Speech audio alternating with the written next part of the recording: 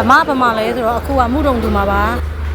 ဒီဆိုင်လေးကတော့စီဝိုင်းတိတ်ကတူလှိုင်းနေမြေရဲ့ထောက်လေးမှာရှိပါတယ် ATV ပွိုက်လာလို့ရှိရင်တော့ပုံနေတာပေါ့နော်မော်လမြိုင်စားစာတွေရတယ်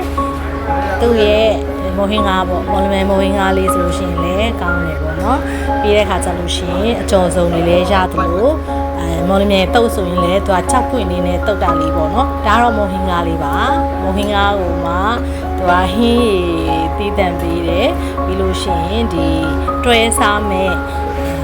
ရွက်တွေကလည်းမော်လမြိုင် vice ရအောင်ပေါ့နော်ကုစနန်လေးတွေပါအလိုမျိုးလေးတွေပါပြီးပဲသီးကိုလည်းချိုးထည့်ပြီးတော့စားတဲ့ပုံစံမျိုးလေးဒါလေးကချထားပေးပါတယ်သူရဲ့ဟင်းကားရည်လေးကတော့ပြပြနေနေနဲ့စားလို့ကောင်းတယ်အရင်တော့ကသူလက်ရနည်းနည်းလေးကျသွားတယ်ဒါပေမဲ့အခုနည်းနည်းလေးပြန်ပြီးတော့အဆင်ပြေလာတယ်ပေါ့နော်ပြီးတဲ့အခါကျလို့ရှိရင်ဒါကတော့သူရဲ့မုံဟင်းကားလေးကဟင်းရည်ကလည်း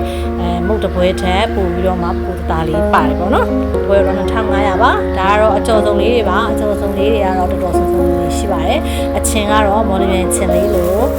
ပဲမှုလေးနဲ့စားမှာပါဒါကတော့မော်လမြိုင်တုတ်စုံလေးပါကြောက်ပွင့်လေးနဲ့ထည့်ပြီးတုတ်ထားတာပါကြုံလို့ရှိရင်သွားစားကြည့်ကြပါဦးနော်